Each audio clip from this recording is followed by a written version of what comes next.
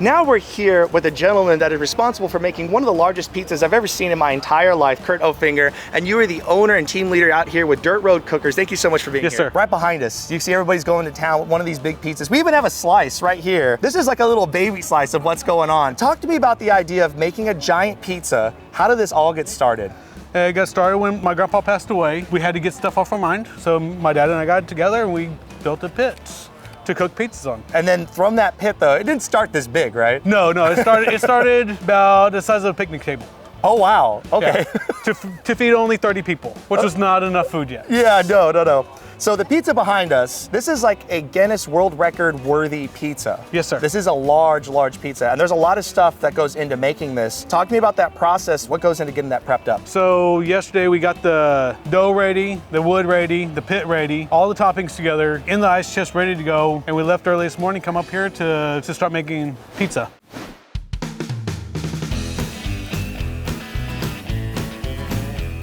Is this dough recipe something that you just kind of picked up? Is this something you learned over time? So Paul Revere's, they used to be here in San Antonio. They shut down recently, but they got ingredients from Chicago, and that's where I got my ingredients from. So this is all like Chicago sourced ingredients? Yes. I love that so much. So we have barbecue sauce, which is a barbecue pizza. We have to have barbecue sauce on it. Garlic to freshen up the flavor a little bit on the tomato sauce, and then we have pizza sauce on top of that.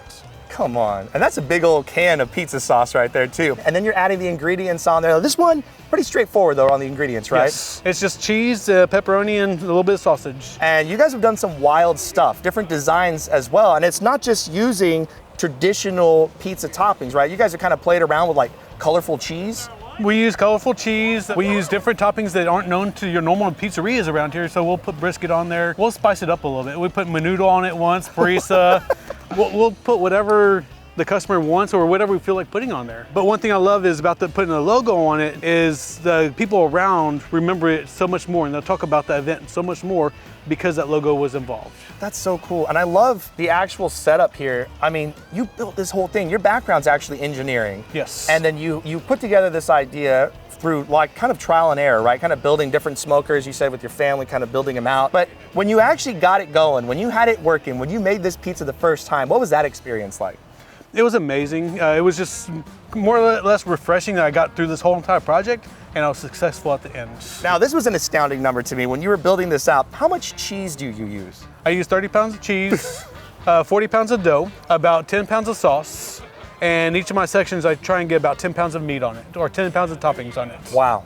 And you made our logo for us today, the Texas Eats logo. Yes. Which, good on you, man. You actually went through, you custom made that. We got to see the process. But I love how this is all built out. And look at the color on the pizza itself. You got really nice colors on the cheese. It cooked really well.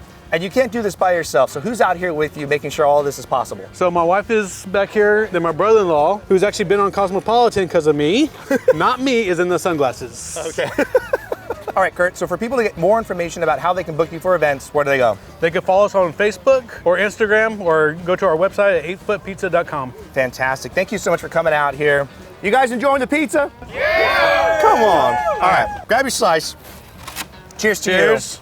This plus is awesome, delicious pizza.